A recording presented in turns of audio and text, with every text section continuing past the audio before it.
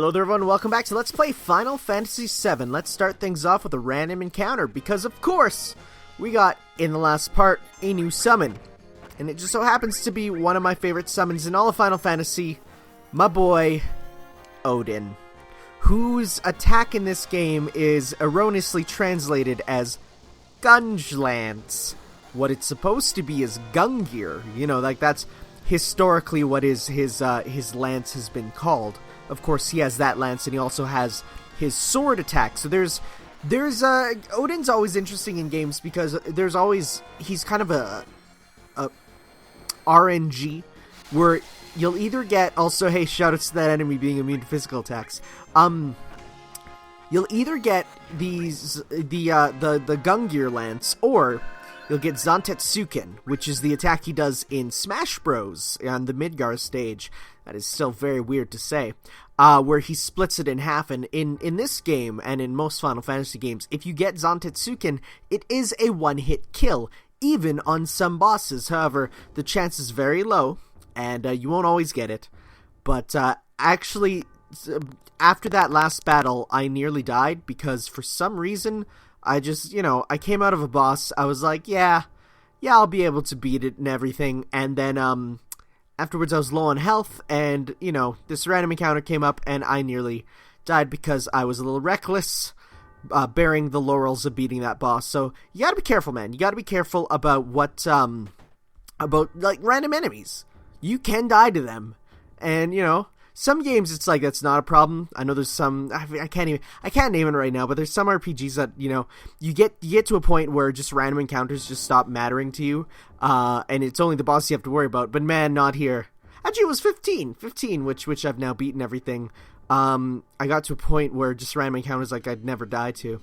But we're back in the basement here, and remember, this area is optional. You don't have to come here at this point.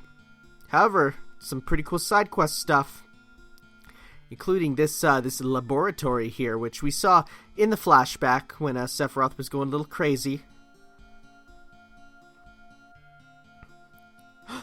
There he is. What's he doing here? God, his beating theme is absolutely terrifying. Truly. So I'm now at the point in my actual playthrough of Final Fantasy VII where I understand what they're talking about now. I've played through quite a bit further, and I gotta say, coming out of Final Fantasy 15 really made me realize how needlessly convoluted 7's story is. Like, woo! Final Fantasy 7's story is, now that I'm past where I was before, is incredibly complicated. I had to go on Twitter and ask people for clarification. And I do think what it comes down to is oh, thanks for the materia, bro. It does come down to a bit of, oh, you're just using Psycho Crusher. I see. It does come down to a bit of a translation thing. There's a recent, we got the Destruct materia from him. There was a bit of a recent article about how the localization of Final Fantasy VII is not regarded as very highly, according to Square Enix of Japan, mostly because the translators were given too much free reign to sort of change stuff how they want. And it was interesting reading that article, especially how they said, like, Barrett, they kind of turned into a stereotype, and a lot of things were just done wrong. It's very interesting to read, and I do feel like the story of 7 could be made a lot more understandable with a better translation. Now, this version of the game, the PS4 version, does fix several erroneous things for like spelling and grammar errors. Some of them are fixed in here, mostly like these guy are sick and some other famous ones. However, it does not fix the general story being kind of incomprehensible at points, and them just using straight up the wrong terms. I do look forward to the remake, which I do think will just fix it. So one kind of creepy thing about this area, I don't know if I really like it, is the fact that if you're in the underground here, and you get a random battle, it totally, like, doesn't play the battle music. And after playing the battle music for kind of, the whole game, it's kind of unsettling. Not so much when you're fighting bats, but we'll get to an enemy coming up that I genuinely felt unsettled fighting. Yeah, there I am using that 3 times speed boost. It does play the victory theme, thank God. Sometimes games that don't play the victory theme, I get kind of creeped out with that. But there was a secret door here, a door that we couldn't have gone into before. Full of, coffins. Yeah. So, here we have the second and final optional character of the game, whose name we're not gonna be able to see until we put it in, but is much, well, I guess the problem is he does have I guess everyone has a canon name now, come to think of it, with the extended universe. That's one problem with Final Fantasy games, is that they're always like, yeah, name your characters what you want, and then as soon as, like, a game comes out that is a spin-off or whatever, it's like, no, that their name was the default one all along. Like, the only one that doesn't apply to is Final Fantasy 1 and 3, where it's like they are Warrior of Light and Onion Knight, So, and then 3 was even retconned anyways into having characters, and then they retconned it back to just being Onion Knight. But here is a rather mysterious character whose backstory I haven't got yet in the game, but I know will come eventually, and he eventually got his own spin-off video game, that being... Are we gonna get his name to pop up? But we gave him the down low. Well, I guess the game he came from is Dirge of Cerberus, which was a game I actually went out and bought because I do want to, before the remake is released, which, don't worry, I have lots of time, I do want to play through every game that I can in the Final Fantasy VII Mythos. I did buy the Blu-ray for Advent Children Complete at the time. Also, whoa, Barrett, dang, man. Just because it's not, I mean, dang. It's almost as bad as later on when Barrett calls Sephiroth the N-word. That happens! But, as you can see here, if we say, who are you, now is when we get his information. So this guy was a Turk, but his name is Vincent. I was gonna make a joke and write in Shadow, like Shadow the Hedgehog, because good lord, Vincent Valentine, that's his last name, is the edgiest character. Before, really, before Shadow the Hedgehog, like, when people say Shadow the Hedgehog's like an edgy character, I don't really see Shadow as too edgy until he gets a gun. Vincent has a gold metal claw, a gun, a blood red cape, and everyone kind of calls him a vampire. However, apparently, and I always called him a vampire, but having red up a little bit, he's actually not a vampire. Could have fooled me. But, he's an interesting character, and he's not, like, even though he is a optional character, he's very interesting and has a lot for the actual story, a surprising amount. In an interview, and of course, before this part, I totally just read Wikipedia. I'm sorry. But apparently, they said in an interview that Vincent was interesting because even though he's like the quiet type who doesn't speak much, he is regarded as, if he is speaking, what he's saying is important. So, he's kind of regarded like Auron in Final Fantasy X, where he doesn't speak much, but man, when he does, what he says is important. And at this point, I thought I kind of screwed up, because he's saying, let me sleep, when went back into his coffin. And I'm like, oh, well, dang, I guess I didn't get him. And then this happened. We have here Tetsuya Nomura's favorite enemy design from all of Final Fantasy VII. Well, I say enemy, but it's more enemies, because there's 2. This is Yin and Yang, or Ying and Yang, which is actually kind of written wrong. It should be Yin and Yang, but hey, that's fine. This enemy creeps me out. This enemy I do not like. I don't know, out of every enemy, also, it looked like a zombie, so I tried healing it to do damage, but that was obviously not the case. out of every enemy in the game, this one was the only one to kind of unsettle me, and the reason why is the lack of music, just being the theme. The fact that it's labeled as two enemies together, the fact that it's like, the movements are so weird.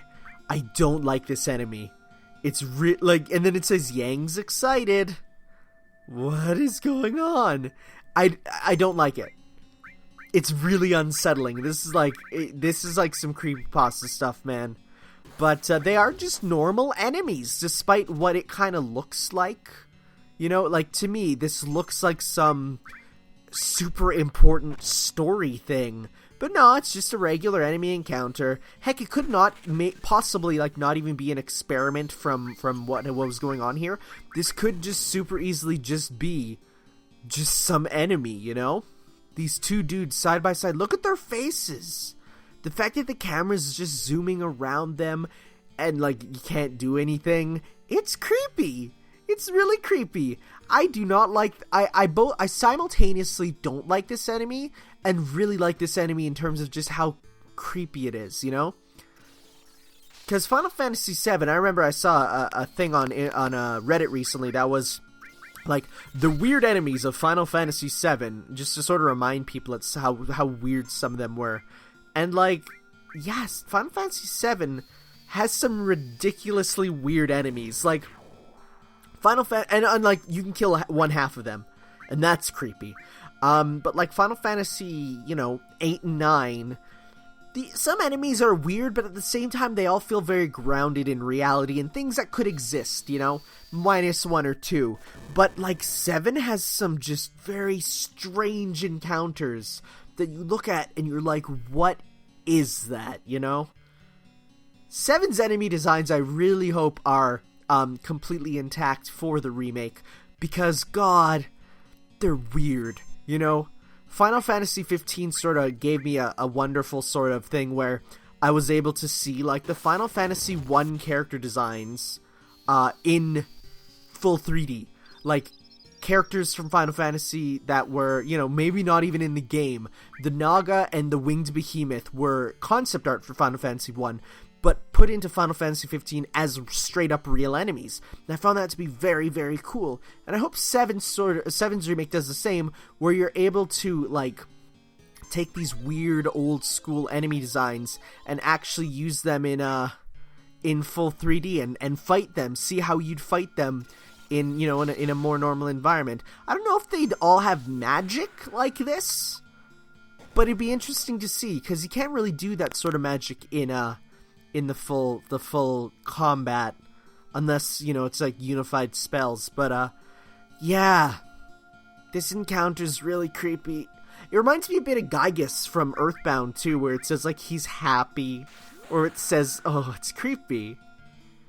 I decided to leave this full battle in because I just really want to emphasize how brutally messed up that is, and how, like, A, it's a difficult encounter, but B, it's creepy.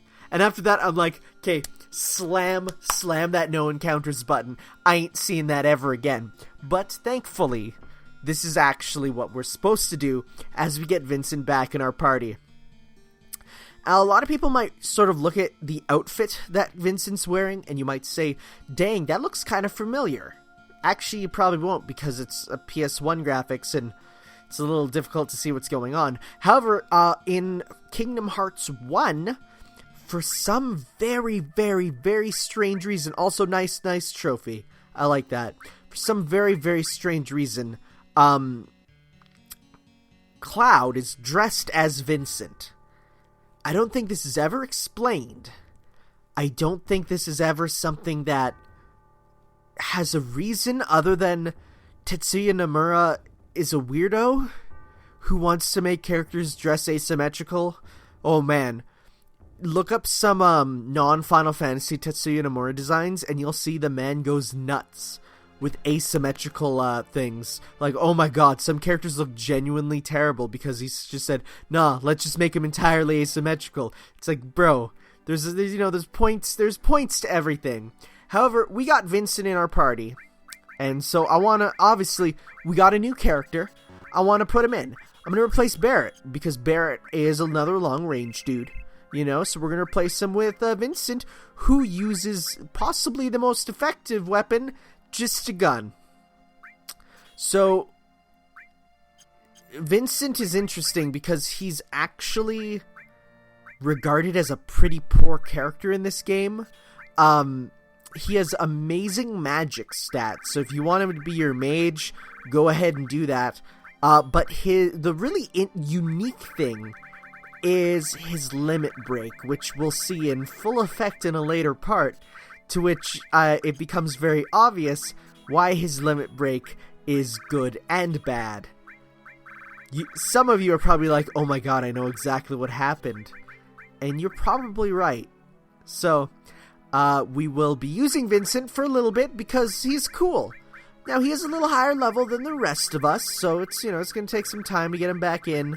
Get him back in, but get everyone back up, so we're not going to use him for a little bit after that. But, yeah, thank you all for watching, guys. This is a bit of a shorter part, but I don't want to go into combining too many parts.